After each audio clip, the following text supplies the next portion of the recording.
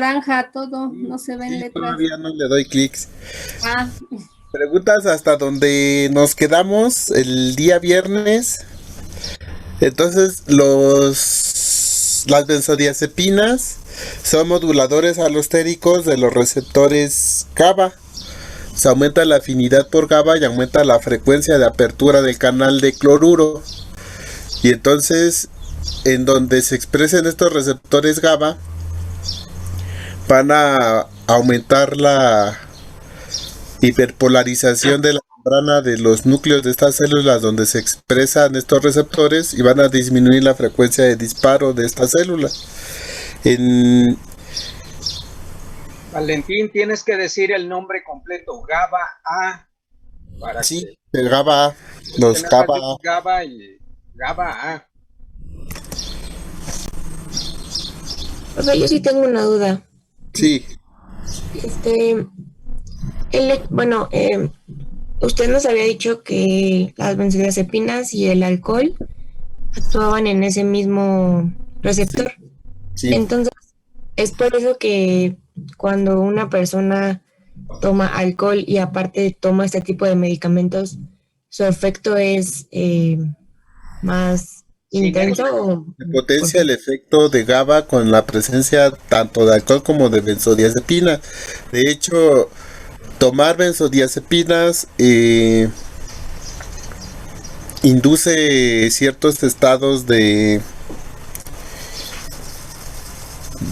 sedación, hipnosis, sedación, y ustedes se pueden tomar una sobredosis de benzodiazepinas y no les pasa más allá de una sedación severa.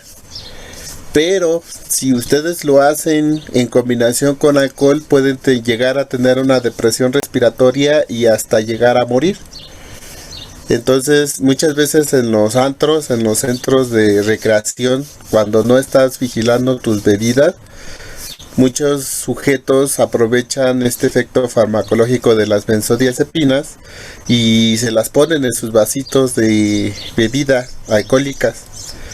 Y entonces pueden inducirles hasta la muerte por un paro respiratorio, porque se potencia el efecto de sedación que tienen o de represión del sistema nervioso central de las benzodiazepinas. Entonces está contraindicado que combinen este tipo de fármacos con alcohol. Bueno, que se combinen en general dos depresores del sistema nervioso central. Una especificación, un matiz. El alcohol sí actúa también en el receptor GABA A, pero en un sitio alostérico distinto del de las benzodiazepinas. Y las benzodiazepinas se utilizan para los fines que mencionó el maestro Valentín, porque producen otro efecto que se llama amnesia anterógrada. Sí, ahorita más adelante lo vamos a ver. Y pues no se recomienda la combinación de... Si un sujeto está bajo tratamiento de benzodiazepinas, pues está contraindicado que consuma alcohol porque puede producir depresión del sistema nervioso central, del sistema respiratorio y inducir o llegar a la muerte. ¿Alguna otra pregunta? Bueno, entonces vea que entonces donde se expresa este receptor GABA A, las benzodiazepinas van a inducir que estas células, estos núcleos donde se expresan, disminuyan su frecuencia de disparo. Entonces vean en estos centros donde para fines del efecto ansiolítico, las benzodiazepinas tienen efecto en la amígdala. Vean donde está este sol morado, en los núcleos amigdalinos, en los somas de las neuronas de la amígdala se expresan los receptores GABA A, y bueno, las benzodiazepinas disminuirían la frecuencia de disparo de las neuronas en los núcleos amigdalinos, pero también los podemos encontrar en los núcleos del RAFE y esto también contribuiría a su efecto ansiolítico en el sistema septohipocampal y en los núcleos autonómicos y somáticos. Entonces, en estos centros serían los lugares donde las benzodiazepinas, por su efecto farmacológico, inducirían ansiolisis. ¿Vale? ¿Cuáles son los usos clínicos de las benzodiazepinas? Pues el más importante lo acabamos de revisar, que es la reducción de la ansiedad. Entonces, tanto para ansiedad aguda como para ansiedad crónica. De hecho,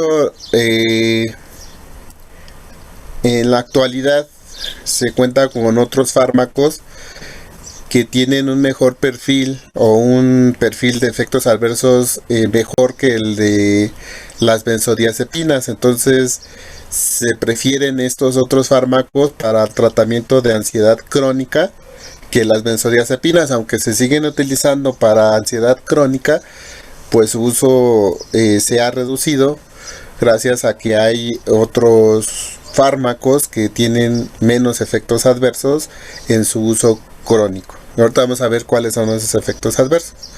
Y bueno, su uso amplio es para el tratamiento de ansiedad aguda, de ataques de ansiedad aguda. Entonces, en esos casos se utilizan las benzodiazepinas. Por lo general, las que se utilizan son las de acción corta o intermedia para los casos de ansiedad aguda. Por ejemplo, los ataques de pánico, la ansiedad por estrés postraumático, y por ejemplo para la ansiedad generalizada se utilizarían las benzodiazepinas de acción prolongada. Bueno, también estas benzodiazepinas se llegaron a usar y todavía se utilizan para el tratamiento de trastornos del sueño, porque estas sustancias, estos fármacos producen sedación e hipnosis o son inductores del sueño. Entonces, por lo general, dependiendo del trastorno del sueño que tenga el sujeto, va a ser el tipo de benzodiazepina que se use. Las de acción corta va a ser para aquellos sujetos que tengan problemas para conciliar el sueño. Y para los que tienen periodos de insomnio o se despiertan entre sueños durante toda la noche, se recomiendan las de acción intermedia.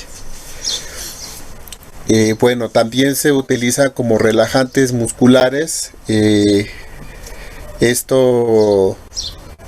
uso farmacológico es diferente, o el mecanismo de acción de las benzodiazepinas es diferente al que tienen los fármacos que revisamos con el doctor de bloqueadores neuromusculares. En este caso, las benzodiazepinas actúan a nivel de la médula espinal. Entonces, en la médula espinal, en las vías descendentes, hay interneuronas GABAérgicas que modulan la contracción o el tono muscular. Entonces, en sujetos que tienen contracciones musculares, pues estas benzodiazepinas podrían ayudar o ayudan a los sujetos porque inducen la relajación de estos músculos. Pero como lo ven, su mecanismo es diferente al que revisamos anteriormente. Otro uso clínico de las benzodiazepinas, de alguna de ellas, es como tratamiento de las convulsiones o como anticonvulsionantes. El clonazepam, como les mencioné ya anteriormente, se utiliza en el estado epiléptico. Sujetos que tienen crisis convulsivas que duran más de 30 minutos. Entonces, en este tipo de casos se llegan a utilizar las benzodiazepinas para disminuir esta hiperexcitabilidad que se produce en el sistema nervioso central. Ya lo van a revisar cuando veamos fármacos antiepilépticos y anticonvulsivos, que estas descargas en el sistema nervioso central pueden inducir la muerte por excitotoxicidad de las neuronas. Entonces es importante frenar esta hiperactividad neuronal y las benzodiazepinas lo hacen muy bien. Y en el caso del clonazepam, que es uno de ellos, y también se utiliza para el tratamiento de algunos tipos de epilepsia. ¿Preguntas?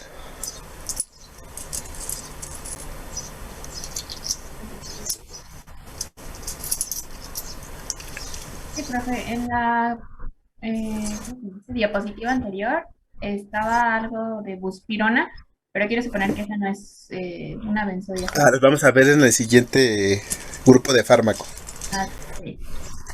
Sí, ahorita vamos con la buspirona. Vamos a volver a utilizar esa diapositiva para ver dónde tiene sus sitios de acción ansiolíticos este tipo de fármacos. Con respecto a los usos clínicos, ¿no hay preguntas? No, profe, una pregunta. ¿Le puede pasar a la diapositiva anterior para tratar algo? Perdón, no te escucho. ¿Puedes hablar un poquito más fuerte? Sí, sí, le podría pasar tantito a la diapositiva anterior para anotar lo que me falta. Rápido. Claro.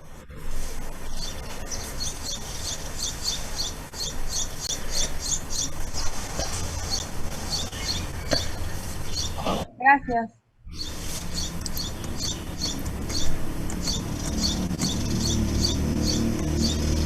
¿Cuáles son los efectos adversos de utilizar las benzodiazepinas? Uno de los más importantes es que induce sedación. Bueno, aquí les puse la imagen de una persona con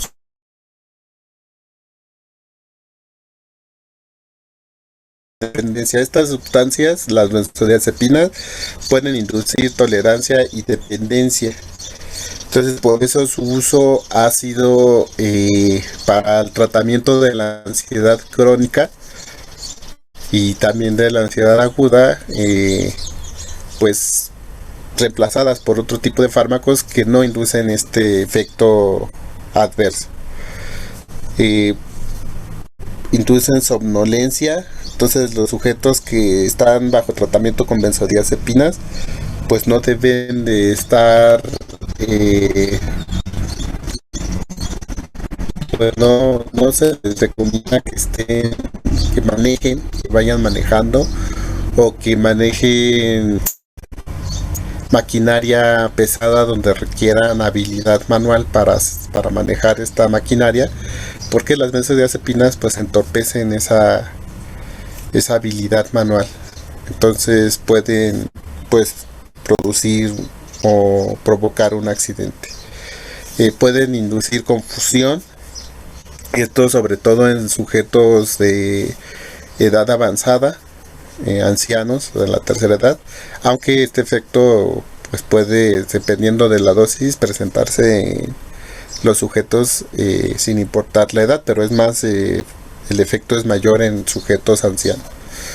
Y si la dosis es una dosis elevada, pueden inducir sedación. Y otro efecto que producen es la amnesia anterógrada.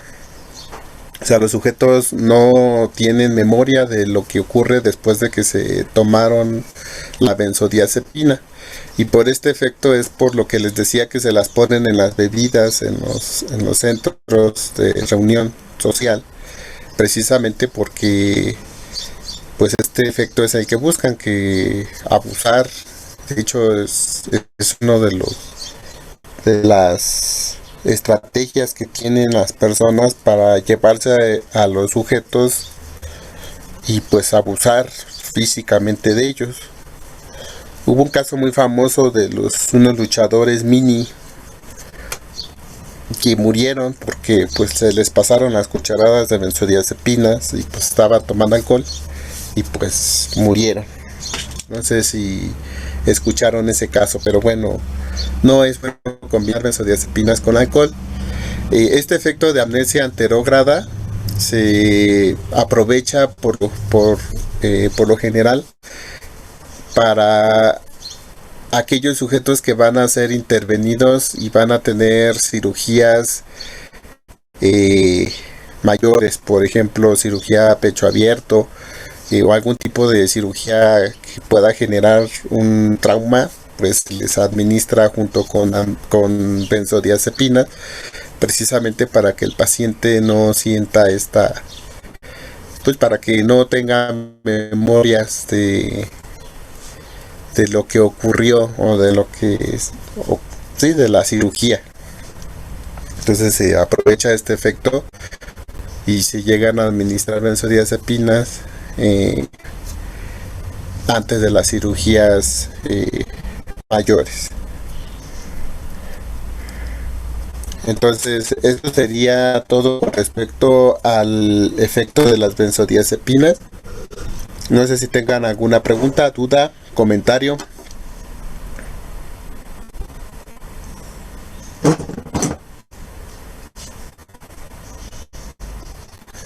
Bueno, si no hay comentarios, continuamos.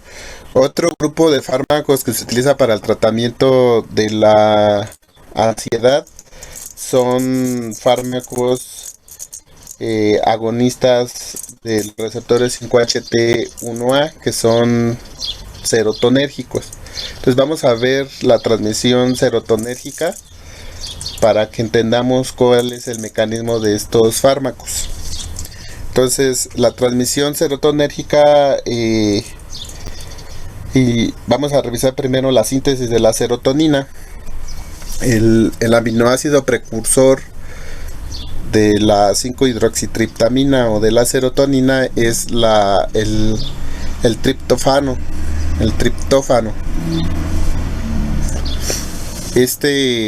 Por la acción de la triptófano hidroxilasa, lo que va a hacer es hidroxilar en la posición 5,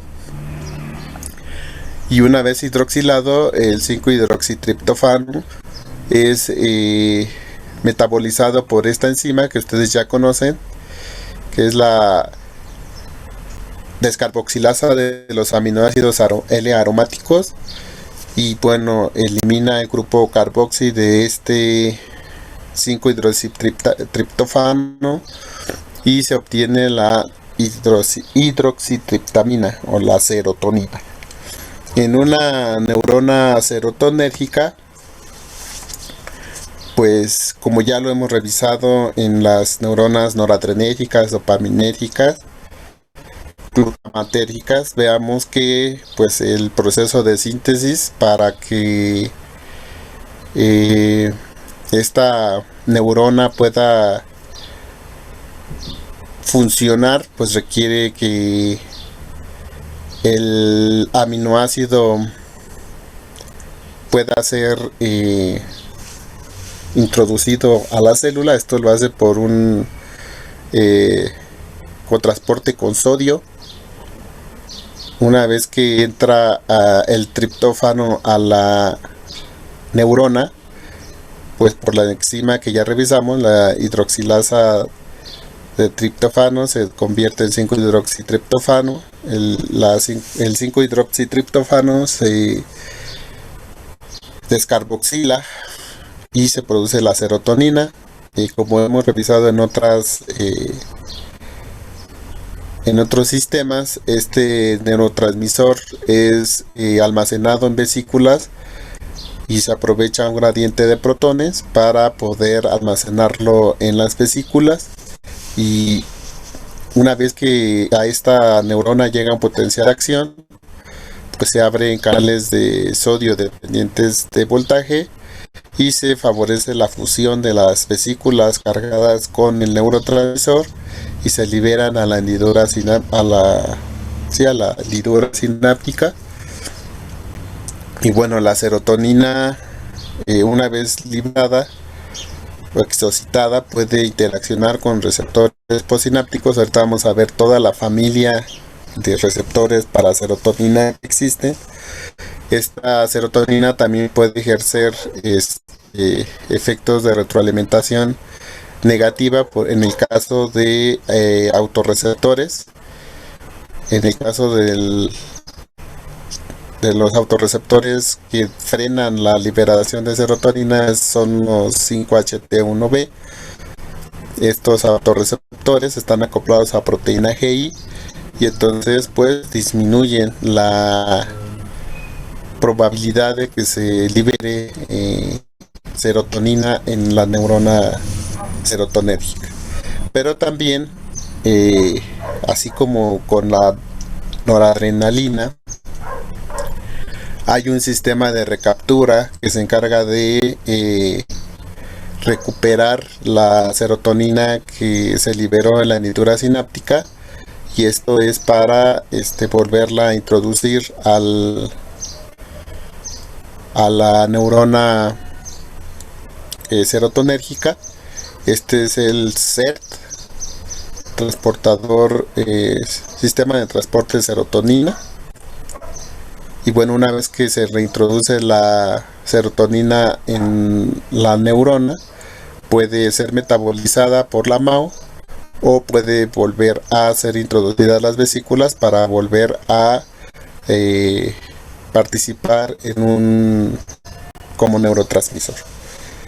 Entonces es muy parecido el funcionamiento de las neuronas serotonérgicas, como ya lo hemos estado revisando. Entonces este mecanismo de recaptura se utiliza para disminuir o para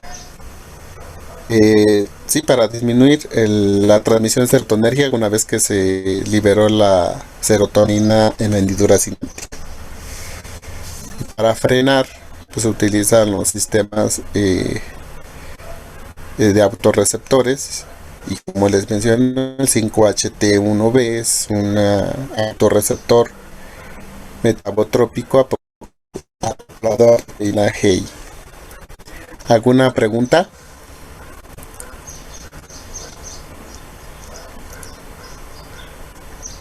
Bueno, entonces continuamos. Esta serotonina, como les digo, puede activar toda una serie de receptores, una familia muy grande de receptores de serotonina. Creo que es la más grande que existe.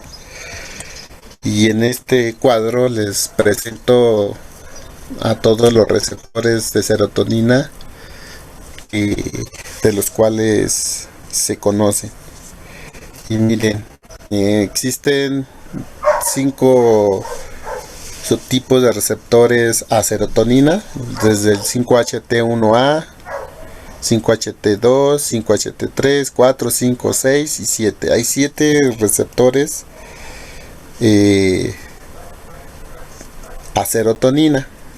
Dentro de los 5-HT1 Familia de existen el 5-HT1A. ¿Qué pasó? que son 7 familias, no 7 receptores. Ajá. 7 familias de receptores. Dentro de la familia 1 hay 7 subtipos. Los 5-HT1A, los B, los E, los F. Y todos estos, los P, están acoplados a proteínas GI. Todos los 5-HT1 están acoplados a proteína GIO. Entonces su mecanismo de acción, como ustedes ya lo saben, pues disminuyen la activación de la adenilato ciclasa y pues por lo tanto las concentraciones citoplasmáticas de AMP cíclico y todo lo que conlleve esto. Miren, hay diferentes, la distribución de estos receptores en nivel del sistema nervioso central es en varios núcleos a nivel del sistema nervioso central. Y vean, el 5-HT9 están expresados en el núcleo del RAFE, en el hipocampo. Los 5-HT1B en la sustancia nigra, en el globo pálido, en los ganglios basales. Y bueno, podrán ver aquí cada tipo de receptor donde se expresa. Los 5-HT2A, los 5-HT2 son acoplados a proteína GQ. De estos existen 3 subtipos: los A, los 5-HT2A, los 5-HT2B y los 5-HT2C. Todos ellos están acoplados a proteína GQ. Los 5-HT3 no son metabotrópicos, estos son receptores ionotrópicos activados por ligando y son canales de sodio. y potasio. Los 5-HT4, esta familia está acoplada a proteína GS. Los 5-HT5 existen dos subtipos, los 5A y los 5B. Estos están acoplados a proteína GI. Y los 5-HT6 y 7 que están acoplados a proteína GS. Entonces la familia de receptores serotonérgicos es muy amplia y su distribución pues también es amplia, tanto a nivel periférico como a nivel central. Ahorita nos vamos a centrar en los 5-HT1A y los 5-HT1B, que son los más los que están implicados en los efectos ansiolíticos de los fármacos agonistas de estos receptores. ¿Vale? ¿Alguna pregunta?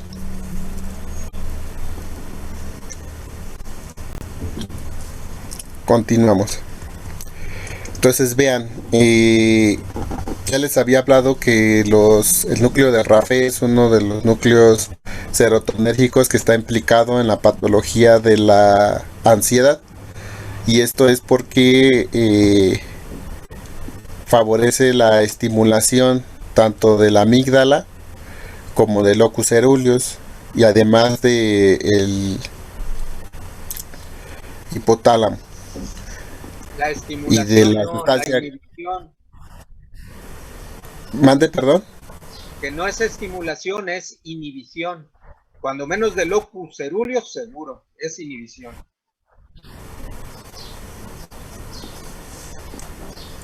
Bueno, entonces está participando en los centros que están asociados con la génesis de la ansiedad.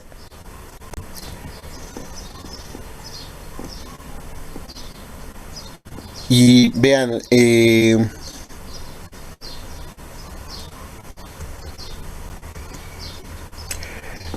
más complejo de lo que representa este esquema que tienen aquí, el papel de la serotonina. Entonces, algunos efectos que tienen estos fármacos o que participan en la neurotransmisión serotonérgica tienen efectos en todos los sistemas a nivel del sistema nervioso central, porque estas neuronas serotonérgicas pueden actuar sobre neuronas noradrenérgicas, dopaminérgicas, y pues por sus blancos farmacológicos convencionales. Entonces hay toda una interacción de la serotonina con todos los sistemas de neurotransmisión en el sistema nervioso central. Entonces muchos de sus efectos son más complejos de los que le voy a mencionar para los efectos ansiolíticos. Entonces quédense con esa idea de que la neurotransmisión serotonérgica es muy compleja a nivel del sistema nervioso central, aunque aquí se los voy a simplificar. Realmente los sistemas serotonérgicos pues tienen efectos en todo el trabajo del sistema nervioso.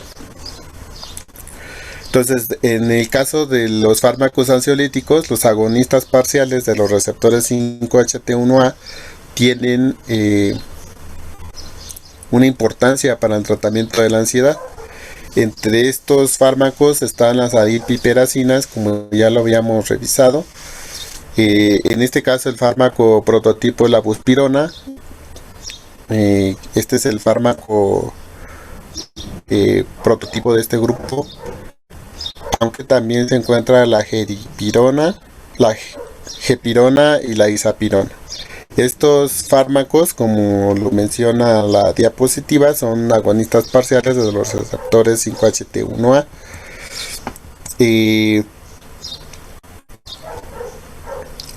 Como mencioné anteriormente, pues es importante el papel de la serotonina con respecto a la activación del locus coeruleus. Entonces, uno de los principales sitios ansiolíticos que tiene el uso de estos fármacos es en esta sinapsis de la transmisión serotonérgica sobre el locus coeruleus. Entonces su efecto farmacológico, como se los acabo de mencionar, este fármaco es agonista de los receptores 5-HT1A. Entonces, como se los mencioné, los receptores 5-HT1A son autorreceptores, y estos fármacos autorreceptores lo que inducen es una disminución en la liberación de serotonina, porque están acoplados a proteína GI, y como le hemos estado revisando, esta disminución en esta activación de los receptores 5-HT1A lo que van a producir es disminución en la exocitosis del neurotransmisor de serotonina. En el caso del efecto farmacológico ansiolítico, pues es claro que cuando se utilizan estos fármacos disminuiría la neurotransmisión en este sistema del núcleo Raphe sobre el locus coeruleus por la acción de este fármaco. Bueno, es importante así es ver que esta reducción en la liberación de serotonina por la acción de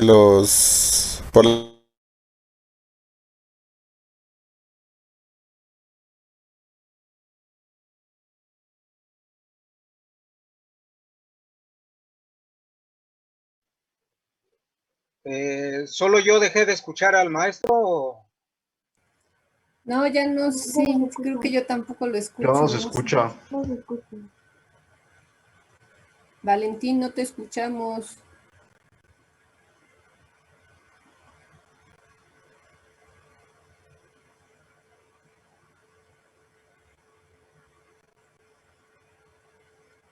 Se nos fue. Sí. Bueno, ¿también era yo o se escuchaba muy cortado su audio? Sí, se oye entrecortado, las diapositivas se cambiaban lentamente, pero Sí. luego uno no sabe si es el propio internet o es de quien está hablando. Sí, por eso pregunto, porque el mío suele estar así.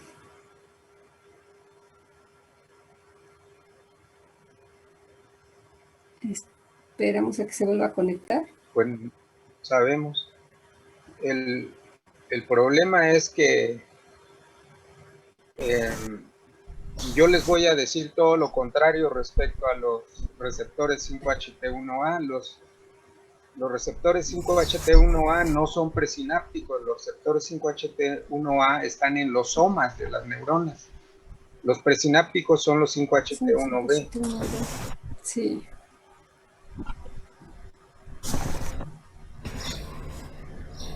Ya entró. A ver. ¿Ya me escuchan? Sí. Es que tuve una lapsus, se me cortó el internet. Bueno, ya está, ya me escuchan bien. Pero no está compartiendo pantalla. Bueno, sí. ¿Se ve la pantalla? No. Vuelve a compartir. Permítame.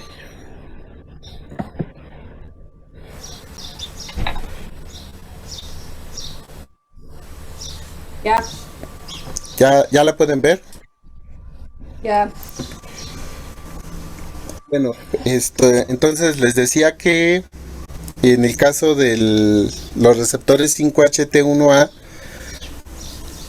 cuando se activan, reducen la liberación de serotonina, pero se sabe también que los receptores 5-HT1, la subclase 1B, también se encuentran en los somas de las neuronas serotonérgicas, o sea, estarían aquí en los somas, y estos también tienen efecto disminución de la liberación del neurotransmisor, porque aquí a nivel de los somas inducirían el efecto de disminuir la frecuencia de disparo de las neuronas serotonérgicas y también disminuirían la liberación de serotonina.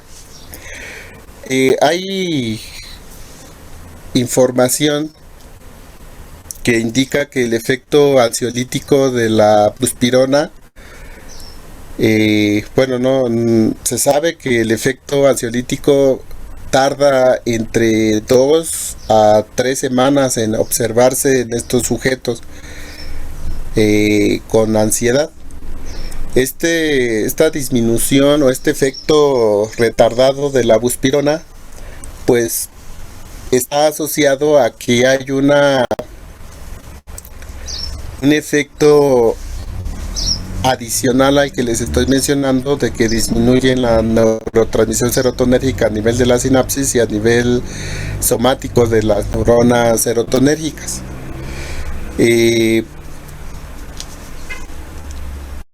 Se conoce que la buspirona puede inducir la desensibilización de estos receptores tanto a nivel presináptico como a nivel somático, y esta desensibilización traería como consecuencia un aumento de la neurotransmisión serotonérgica, por lo menos en este núcleo.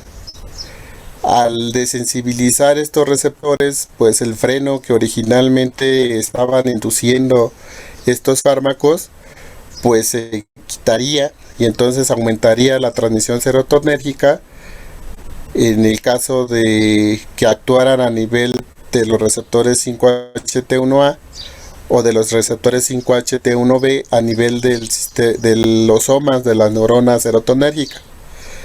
Al producir esta desensibilización de estos receptores a largo plazo, pues aumentarían la neurotransmisión serotonérgica aquí, y esto estaría asociado a una inhibición de la activación del locus coeruleus. Entonces, esta sería una de las posibles razones de que el efecto farmacológico de la buspirona o de las arilpiperacinas sea retardado. Como les menciono, se ha documentado que el efecto puede presentarse lo más temprano a las 2 semanas del tratamiento, pero pueden ser de 2 a 4 semanas.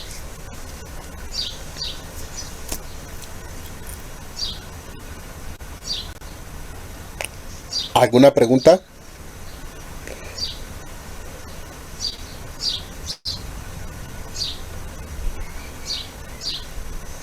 ¿Sí me escuchan?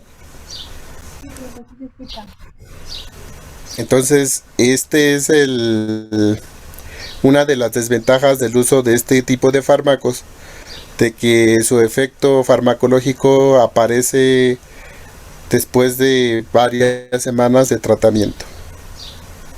No es un efecto inmediato como sí lo es el uso de las benzodiazepinas. Cuando hay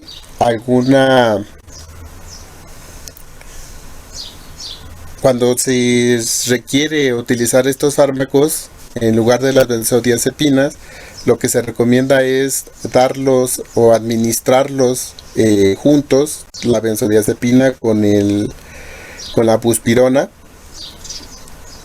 y conforme vaya avanzando en el tiempo se va retirando la benzodiazepina y solamente se queda con el efecto de la buspirona o de la izapirona o cualquier análogo arilpipiramicínico.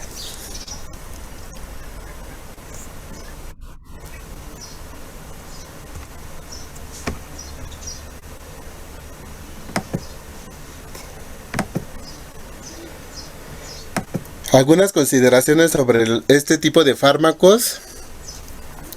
Tienen, como les menciono, ventajas con respecto a las benzodiazepinas. No inducen tolerancia ni dependencia. También estos fármacos no inducen sedación. no inducen descoordinación motora y producen una menor inhibición del sistema nervioso central con alcohol.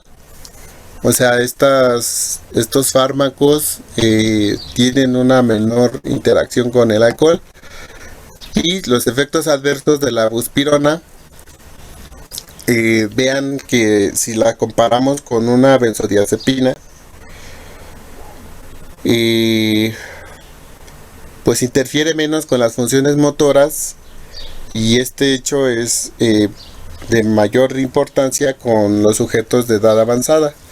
Vea que entre los efectos adversos más comunes de la buspirona son las náuseas, el mareo, las cefaleas, y si comparamos la dificultad para concentrarse, la somnolencia y la fatiga, estos efectos son mucho menores en comparación en los que se presentan con las benzodiazepinas, en este caso con el alprazolam. Entonces vea que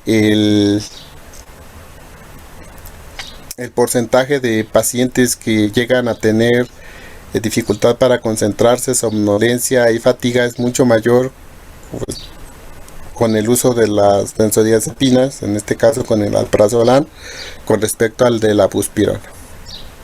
Entonces, este perfil hace que estos fármacos sean la alternativa al uso de las benzodiazepinas. ¿Preguntas? Y la única desventaja que tienen es que su inicio del efecto ansiolítico tarda entre 2 a 4 a 5 semanas en presentarse. ¿Preguntas? No, profe. Ok. Voy a dejarle tantito.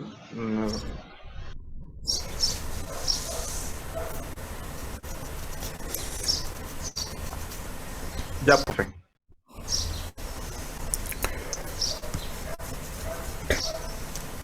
Vean, con respecto a que no inducen tolerancia, este es un experimento que se hizo sobre el efecto que tienen las benzodiazepinas de abstinencia en comparación con el de la buspirona. Se administró el fármaco en ratones y vean lo que ocurrió. En el caso de la gráfica A es el tratamiento con buspirona. Se utilizó el modelo de la caja abierta, donde el ratón tiene un compartimento oscuro y una caja y un compartimento claro, y se midió el porcentaje del tiempo que el ratón permanece en el lado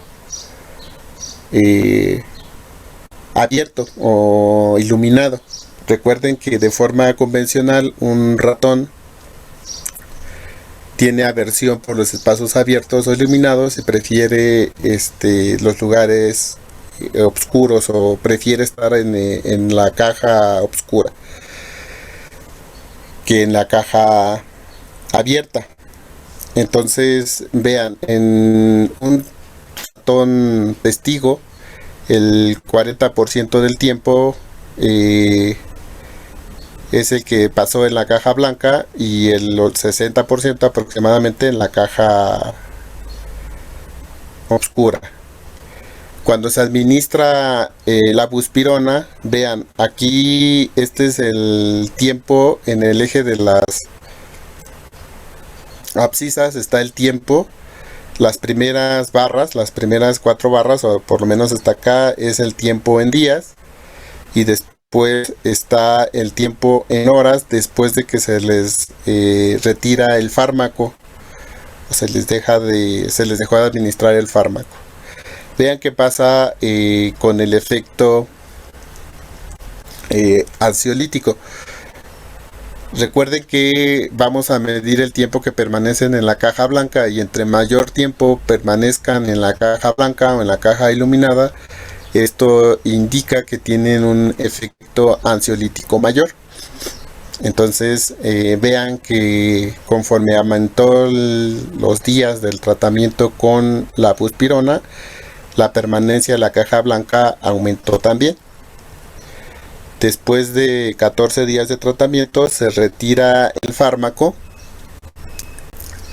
y se sigue evaluando a los ratones y vean que la permanencia en la caja blanca pues disminuye de forma gradual, pero constante, y jamás, y por después de 10 días de haber retirado el fármaco, pues el ratón se comporta o tiene aproximadamente el mismo efecto, el mismo comportamiento que tenía el ratón antes de que se le administrara el fármaco. Entonces este es el comportamiento de una vez que se deja de administrar la buspirona. Ahora vean lo que pasa cuando se le administra una benzodiazepina, por ejemplo en este caso es el diazepam. Este es el tiempo que permanece el ratón en la caja blanca, el ratón control. Después de 3 días, pues vean que el tiempo de permanencia en la caja blanca incrementa pues significativamente con respecto al control, y conforme van pasando los días pues este tiempo pues permanece incrementado. Se retira la benzodiazepina y vean que pasa a las 8 horas después de que se le retiró la benzodiazepina. ¿Sí ven qué ocurrió?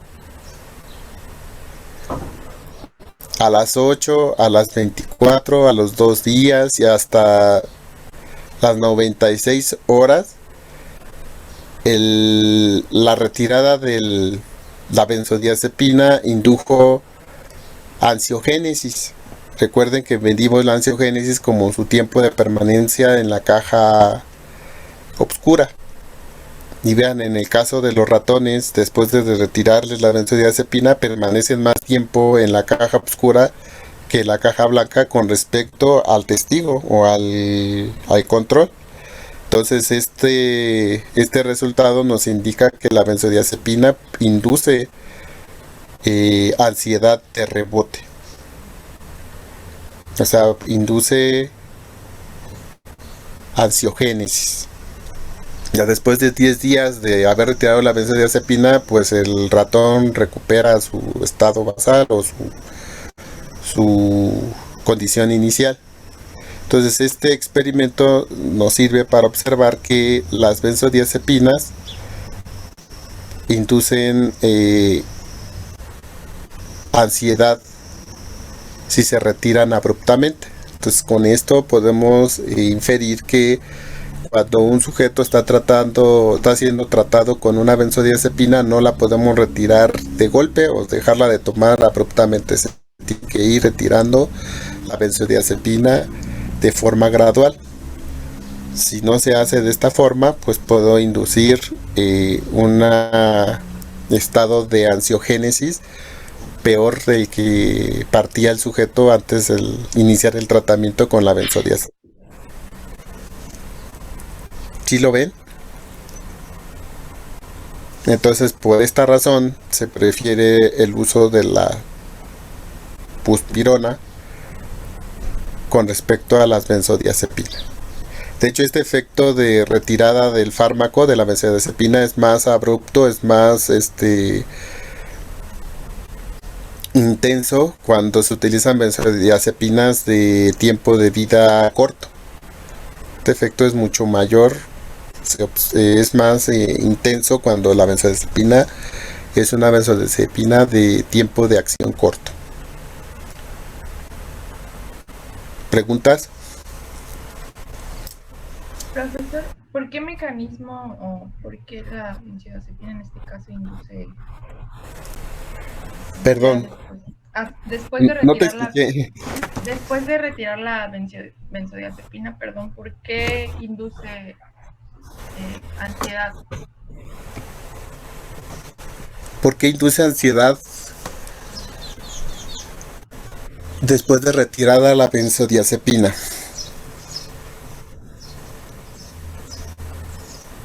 Sí.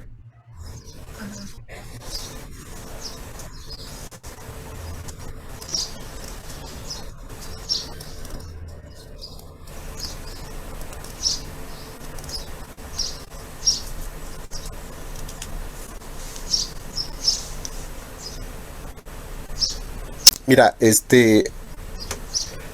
tengo una idea de por qué ocurre, pero mejor te investigo por qué ocurre esto, por qué ocurre este efecto, y te digo la siguiente sesión, ¿vale? No te quiero decir una mentira. Gracias. Pero sí, investigo y te informo por qué inducen este efecto ansiogénico las benzodiazepinas una vez que se retira. Sí, profesor, es que me surgió la duda y Sí, yo tengo una idea, pero Ese efecto se presenta con todos los depresores del sistema nervioso central. El nivel de actividad del sistema nervioso central normalmente se tiene que mantener en un nivel adecuado para el funcionamiento del organismo.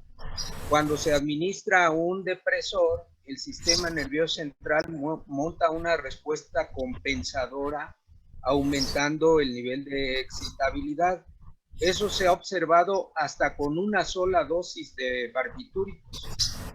Entonces, no es extraño que las benzodiazepinas, que también son depresores del sistema nervioso central, se produzca el mismo fenómeno. Con el alcohol también se produce ese fenómeno. Las personas que son alcohólicas y de pronto dejan de tomar alcohol incluso pueden llegar a tener convulsiones, porque el tono excitador de su sistema nervioso central tiende a elevarse como mecanismo de compensación a la depresión crónica a la que está siendo sometido.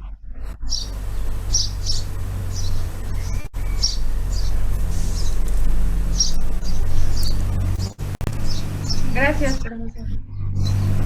bueno, pues ya te respondió el doctor.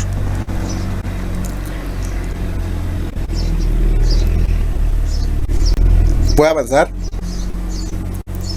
Bueno, esto explicaría esta característica que tienen las buspironas y que lo hace más, que tenga un perfil menos de efectos adversos menor que las benzodiazepinas. Otro grupo de fármacos que se llega a utilizar para el tratamiento de la ansiedad son los fármacos adrenérgicos, aunque vamos a ver que el uso de estos fármacos pues es limitado a ciertos tipos de ansiedad. Se llegan a prescribir para el tratamiento de la ansiedad.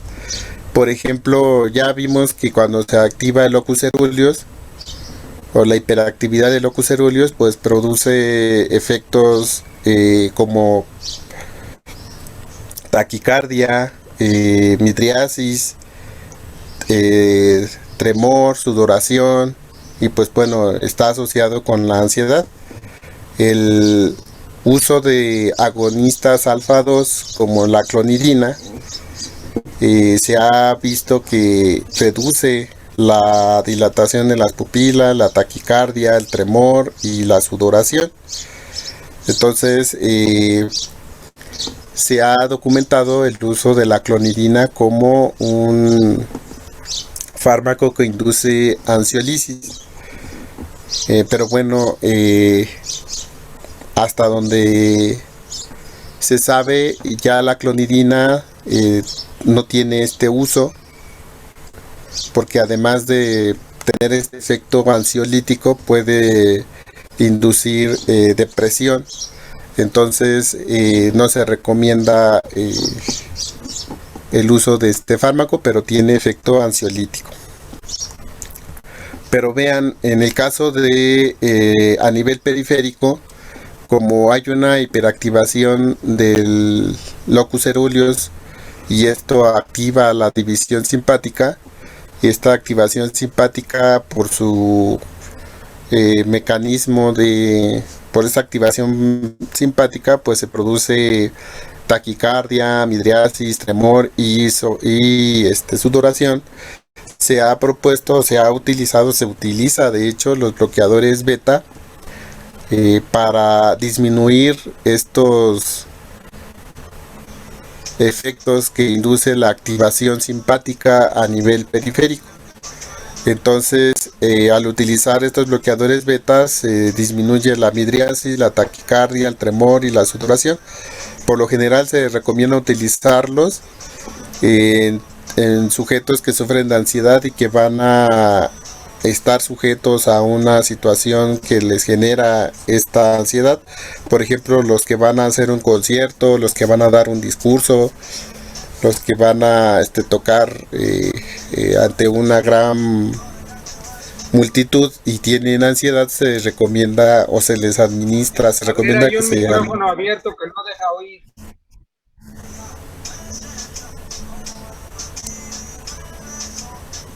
Sí, pues creo que nada más es el mío. ¿Tú estás oyendo reggaetón? ¿Tienen música tus vecinos? Sí. Sí, porque es el que está abierto.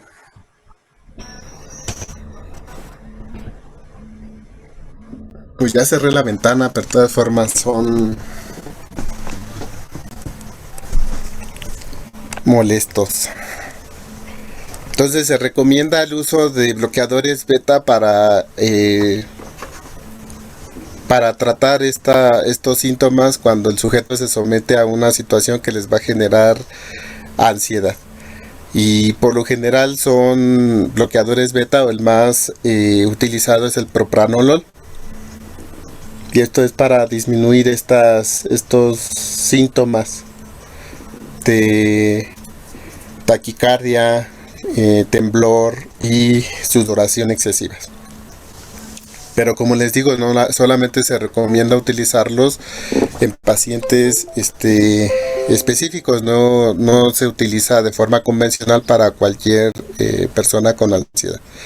También se recomienda administrarlos o su uso en sujetos que tienen un ataque de pánico y no se pueden controlar con terapia cognitivo-conductual, entonces les recomienda administrarles este tipo de fármaco. Hay que ¿Estos tener esquemas cuidado. de dónde los sacaste, Valentín? De un libro de psicofarmacología. Porque contradice todo lo que yo les enseñé en autónomo. ¿Por qué? Porque las pupilas no se dilatan por acción beta, las pupilas se dilatan por acción alfa 1. La Bueno. sudoración ni siquiera es noradrenérgica, la sudoración es colinérgica. O sea, todas esas acciones, las únicas que son, la única actividad beta es la taquicardia. Todo lo demás, bueno, el temblor es beta, pero es beta 2. La dilatación por eso pupilar no es recomienda- beta, la sudoración no es beta, no sé de dónde sacaron eso.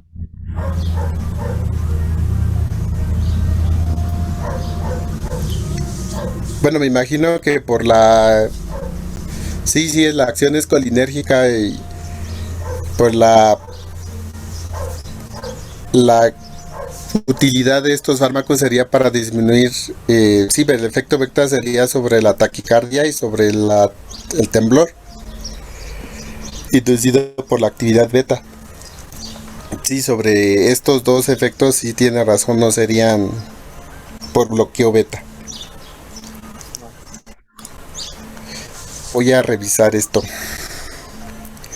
Y bueno, otros fármacos ansiolíticos que se recomiendan y que se utilizan de hecho para el tratamiento de la ansiedad son los inhibidores selectivos de la recaptura de serotonina y los inhibidores de la recaptura de noradrenalina y serotonina, y en algunos casos refractarios se utilizan los antidepresivos tricíclicos. Estos inhibidores de la recaptura selectivos de la serotonina e inhibidores de la recaptura de noradrenalina y serotonina se han se utilizan porque tienen un efecto ansiolítico, igual que la buspirona, que tarda entre 2 a 3, 4 semanas en aparecer, y además que tienen uso antidepresivo, que lo van a revisar en el siguiente tema, pues se han recomendado para el tratamiento también de la ansiedad. Por ejemplo, el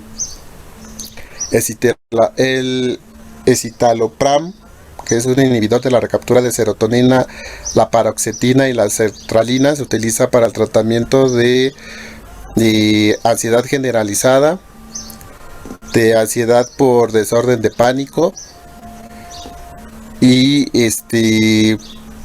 las dosis que se utilizan son menores a las dosis que se utilizan como antidepresivos, pero llegan a tener un efecto ansiolítico importante. En el caso de los inhibidores de la recaptura de noradrenalina y serotonina, la venlafaxina es el que más se utiliza. Los antidepresivos tricíclicos solamente llegan a utilizarse en el caso de que los sujetos no respondan al tratamiento con los fármacos convencionales, y pues se prefiere no utilizarlos porque tienen un perfil de efectos adversos muy amplio. Entonces solamente se llegan a utilizar, como les menciono, en pacientes que tienen refractariedad con el tratamiento convencional. El mecanismo ansiolítico de estos fármacos, igual que ocurre con los fármacos de la familia de la buspirona, requiere tiempo para que esto ocurra. Aquí en este esquema vemos el mecanismo de acción que tienen estos fármacos. Por ejemplo, los inhibidores de la recaptura de noradrenalina y serotonina, como su nombre lo indica, son bloqueadores de los sistemas de recaptura. En el caso de la venlafaxina, bloquea el sistema de recaptura tanto en neuronas noradrenérgicas como en neuronas serotonérgicas. Entonces, al disminuir la recaptura de la serotonina y de la noradrenalina, van a aumentar la concentración de los neurotransmisores, en este caso de la serotonina y de la noradrenalina en la hendidura sináptica, y al aumentar esta concentración del neurotransmisor se van a estimular los receptores presinápticos, los autorreceptores presinápticos, y como revisamos en el caso de la buspirona, pues estos autorreceptores son de naturaleza, en el caso de la serotonina habíamos revisado que son 5-HT1A o 5-HT1B, unos en la presinápticos y otros en el soma de las neuronas, y esta estimulación de los receptores inicialmente induce una disminución en la liberación del neurotransmisor, pero con el tiempo ocurre lo que les mencioné anteriormente: desensibilizan a estos receptores, y al desensibilizarlos pues elimina el freno y aumenta, en el caso de la serotonina, la neurotransmisión serotonérgica, y en el caso de la noradrenalina, la neurotransmisión noradrenérgica. Entonces el mecanismo de acción es por sobreestimulación de estos receptores, de estos autorreceptores, ya sea a nivel presináptico o a nivel somático, y aumentan la neurotransmisión adrenérgica y la neurotransmisión serotonérgica. En el caso de los inhibidores selectivos de la recaptura de serotonina, como la paroxetina, estos nada más tienen acción sobre el sistema de recaptura serotonérgico, sobre el SERT. Y bueno, el mecanismo es el mismo. Al inhibir el sistema de recaptura, aumenta en la hendidura sináptica el neurotransmisor, en este caso la serotonina. Esta interacciona con el receptor 5-HT1A presináptico, este autorreceptor presináptico, y de la misma forma inicialmente inhibe la liberación de serotonina, pero con el tiempo este autorreceptor se desensibiliza y se elimina este freno de la liberación de serotonina y este incrementa. Entonces estos mecanismos, estos fármacos tienen utilidad para el tratamiento de la ansiedad, y de la misma forma que lo hacen la buspirona, pues su efecto también tiene que esperar para que ocurra entre 2 a 4 semanas. Y bueno, miren, aquí están los antidepresivos tricíclicos. Estos igual no son selectivos, se inhiben los sistemas de recaptura serotonérgico, dopaminérgico y serotonérgico. Entonces no son selectivos y bloquean en los sistemas de recaptura, y pues el mecanismo de acción sería el mismo: aumentar la concentración del neurotransmisor, y este aumento en el neurotransmisor en la hendidura sináptica estimularía los receptores, los autorreceptores inhibidores. Inicialmente disminuiría la neurotransmisión, pero con el tiempo estos receptores, por estar sobreestimulados, se desensibilizarían tanto a nivel presináptico como a nivel somático también, y pues aumentarían la neurotransmisión con el paso del tiempo.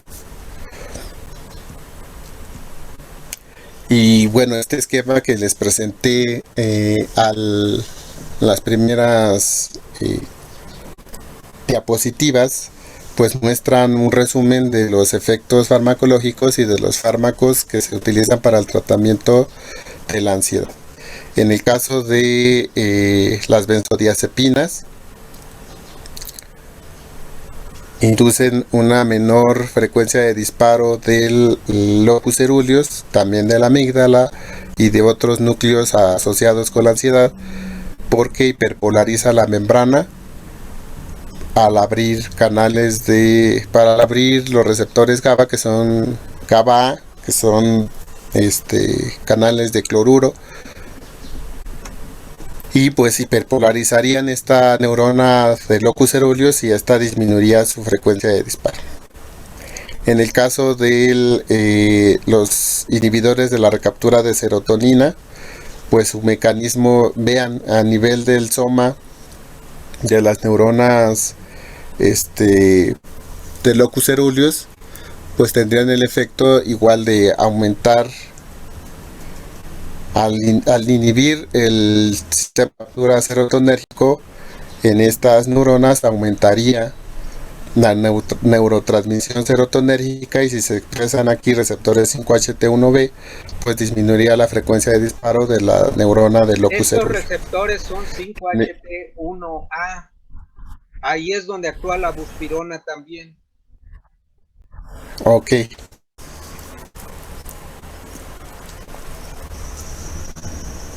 Por eso es que se reduce la frecuencia de disparo al bloquear el transportador de serotonina. Entonces la serotonina actuaría más sobre sus receptores 5-HT1A y bajaría la frecuencia de descarga de esa neurona. Y con la buspirona directamente se activarían los receptores y también bajaría la frecuencia de descarga. De locus coeruleus. Ajá, Sí. aquí nivel somático. Y en el caso de los inhibidores, bueno, en este caso son los antidepresivos tricíclicos, que también inhiben la recaptura de la noradrenalina, o el NERT, el sistema de recaptura de noradrenalina. Aquí los receptores serían los alfa 2, igual Y cuando son los que aumenta. estimula también la clonidina. Ajá, Por eso es que la clonidina también es ansiolítica. sí. Aquí los que están aquí en amarillo serían los alfa 2. Como recordarán, están acoplados a proteína GI, y pues al estimularlos por disminuir la recaptura de la noradrenalina, pues aumenta la estimulación de estos receptores alfa 2. y también induciría una disminución en la frecuencia de disparo de la neurona de locus coeruleus. Y bueno, esto sería el resumen de los fármacos que intervienen en el efecto ansiolítico que revisamos. Bueno, el factor liberador de corticotropina, este tiene un efecto activador, entonces este no es un fármaco ansiolítico, nada más los que les acabo de mencionar. ¿Vale?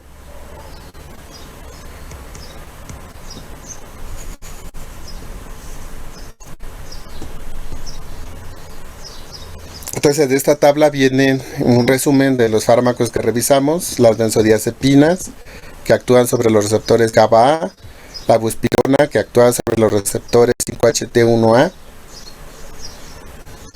el propranolol, que disminuye la actividad beta adrenérgica periférica, corazón y músculo, y los Es el locus coeruleus, eso que estabas apuntando, eso es sistema nervioso central. Ajá. Y los antidepresivos, imipramina, fenelcina, no es cierto, nada más la imipramina, que es un antidepresivo tricíclico. Los inhibidores de la MAO, y que aquí les menciono, se llegan a utilizar, pero su uso es reducido, solamente se utiliza para la fobia social. Y bueno, la fluoxetina y la sertralina, que son inhibidores selectivos de la recaptura de serotonina. Aquí faltaría la venlafaxina, que es un inhibidor de la recaptura de noradrenalina y serotonina. Miren, en el caso de los inhibidores de la MAO,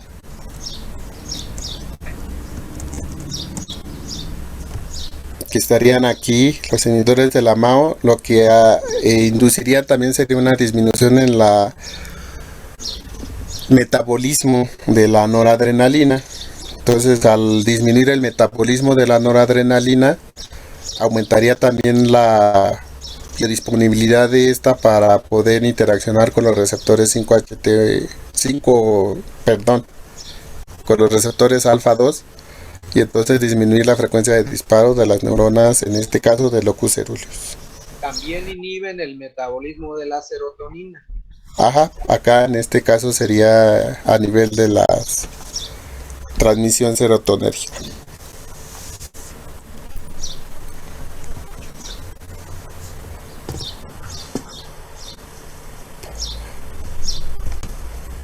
¿Preguntas?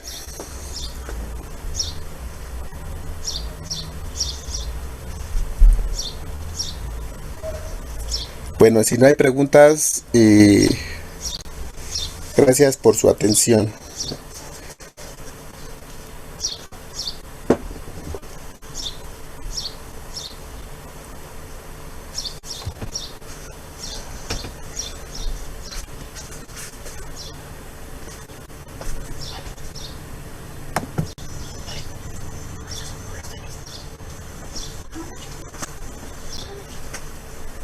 ¿Dudas, chicos? ¿Algo que no hayan entendido?